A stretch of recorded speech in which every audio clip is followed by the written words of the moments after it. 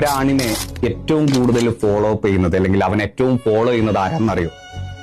അവന്റെ ഏറ്റവും അടുത്ത കൂട്ടുകാരോ അല്ലെങ്കിൽ ഏറ്റവും പ്രിയപ്പെട്ട അവരുടെ ഭാര്യയോ അതൊന്നുമല്ല, പങ്കാളിയോ ഒന്നുമല്ല. അവനെ ഇല്ലായ്മയിൽ ഇട്ടിട്ട് പോയ ഒരു പെണ്ണുണ്ടാവും.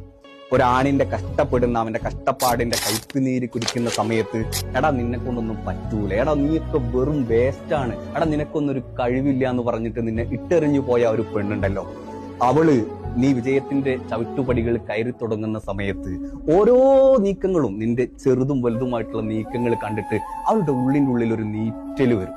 നീറ്റല് വരുന്ന സമയത്ത് അവളുടെ മനസ്സിലെന്താ അവള് പറയാന്നറിയോ? ഓ, അന്ന് ഞാനത് ചെയ്യണ്ടില്ലായിരുന്നു.